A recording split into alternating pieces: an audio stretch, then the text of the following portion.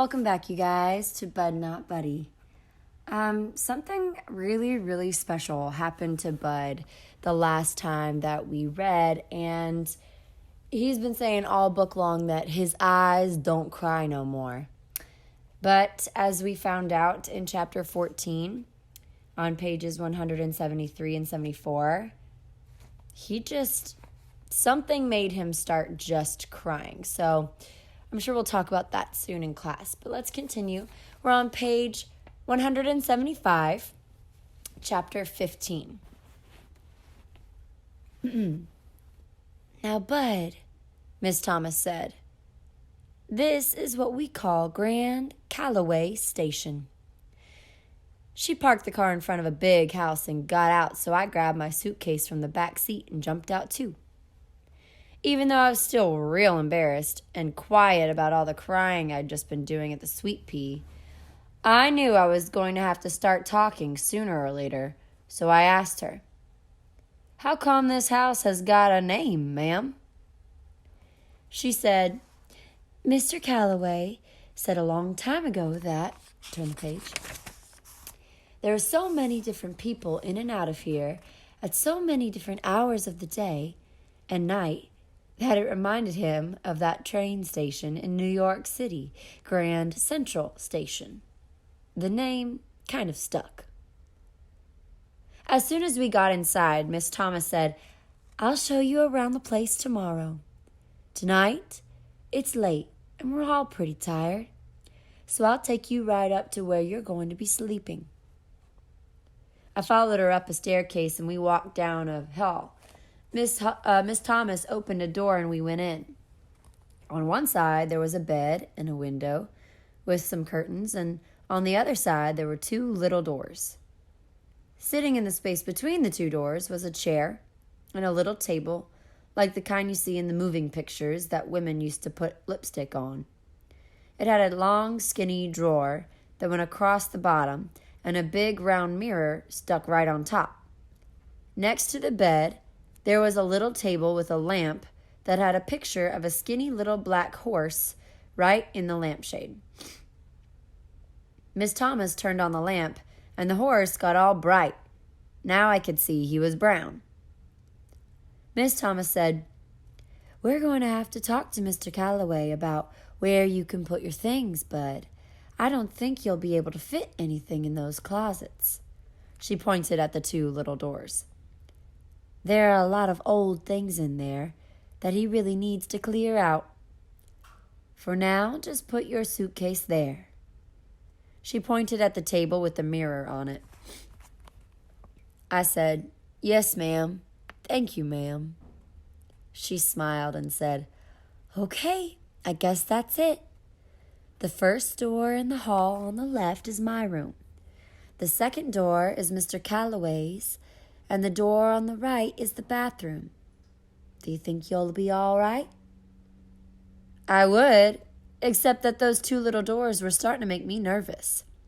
They looked like they were just the right size for a young Frankenstein or Wolfman to come busting out of once all the grown folks left the room. And since there was only one chair in the room, I wouldn't be able to lock both of the doors off. I said, "I'll probably be okay, ma'am, but there's one thing I'm wondering about." "What's that, sweetheart?" I pointed at the doors and said, "Are those locked?" I was going to have to try to make a better first impression on Miss Thomas. She had to think I was pretty boyish with me crying my eyes out before and now being scared of some little monster-sized doors. She laughed and said, "I don't think they're locked, Bud. There's nothing in there but girls' clothes and toys." I said, "Won't the girl get mad if she comes back in here and I'm sleeping in her bed?" Miss Thomas waited a second, like she had to think. She finally said, "No, Bud, I don't think you have to worry about that. She's gone." Uh-oh. That was two things to get nervous about in one sentence. The first thing to worry about was rules and things number 547. Or something. That was the one about when an adult tells you, don't worry. The second bad thing was Bud Caldwell's Rules and Things to Have a Funner Life and Make a Better Liar Out of Yourself, number 28. That was a real short one. Rules and Things, number 28. Gone equals dead. I don't know why grown folks can't say someone is dead. They think it's a lot easier to say gone. That meant I was going to have to spend the night in the room of a little dead girl. That meant I wasn't going to be getting much sleep at all. I could jam the chair up against the one doorknob, and I'd have to scooch the table with the mirror over up against the other one. I don't buy it when people tell you that closets are the only way a ghost or monster can get into your room. Shucks, I bet they got ways to come up from under your bed, or if they want to get at you real bad, I bet they can even slide out of a drawer that you think is shut good and tight. Miss Thomas said, I'll see you in the morning. You get a good night's sleep. She closed the door and was gone just like that. Page 179. Before you could say Jack Robinson, I had the chair jammed up underneath that one doorknob and was trying to figure out the best way to push the dresser thing when I heard some loud voices coming out in the hall. It was Hermione Calloway and Miss Thomas going at each other pretty good. They argued back and forth, so I sat on the bed and put my suitcase in my lap, hoping that Mr. Calloway would win the argument and they'd give me some other place to sleep. I can never get why grown folks will put a kid all alone in a bedroom at night. It's just like they give the ghosts a treasure map, and instead of there being a big pot of gold where X marks the spot, there's some poor kid that's sound asleep. The door banged open, and Hermione Calloway stood there huffing and puffing like the big bag wolf. Only with his belly it looked like he'd already eaten the 3 little pigs. I wasn't too worried because I could see the toes of Miss Thomas's shoes in the doorway. Hermione Calloway looked at me sitting on the bed and rushed over to the first little closet door. With one mighty huff, he swiped the ghost-blocking chair away and stuck a key in the lock. Then he stomped over to the other closet door and locked it, too. He kind of whispered so Miss Thomas couldn't hear. You've got the rest of them fooled, but not me. There's something about you that I don't like. I'm going to find, turn the page, out what your game is, and believe me, scamp, you're going back to where you belong. He stuck the key in his pants pocket, walked out of the room, and slammed the door. The door wasn't even done shaking from being slammed so hard when it jumped open again. Hermione Calloway pointed a finger at me and said, And you better not do any snooping around this room or anywhere else in this house. I know where every single little thing belongs, and I can tell right away when something's missing.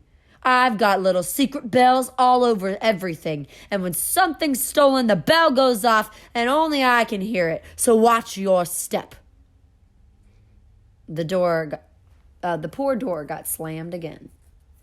Miss Thomas said, You know, Herman, half the time I don't know if I should laugh at you or just feel sorry for you. What Hermione Calloway said reminded me of what they used to tell us when they'd take us kids from the home to the YMCA to go swimming. Before we'd start swimming, the white lifeguard made us sit on the edge of the pool with just our feet in the water. He'd say, We've had problems with you children urinating in the pool in the past. We've begged you and pleaded with you to stop, but you don't seem to get the message. This has forced the Y to spend a great deal of money to put a special new kind of magic chemical in the water. Page 181. This chemical reacts to turn water contaminated with the urine a bright red. Therefore, if you urinate in the pool, a bright red cloud will surround you, and we will be able to tell who has relieved themselves. The chemical also causes severe burns to the skin of the urinator. So if a red cloud appears around any of you people, You will be arrested by the Flint police. You will go to the hospital to fix your burns. You will go to jail, and then your name will go on the list that says you can't swim in any pool, in any building, anywhere in the world. If a red cloud appears around any of you people, you will from that moment be swimming nowhere but the Flint River. Shucks. Nothing makes you want to pee in a pool more than someone who thinks you're stupid telling you not to do it. And nothing makes you want to steal something more than having somebody who doesn't even know you're honest telling you not to steal. Hermione Calloway didn't have to worry. I was a liar, not a thief. The only thing I'd ever stole was food out of someone's garbage can. He was so doggone mean and hard to get along with, it just didn't seem like it was true that he could be anyone's daddy.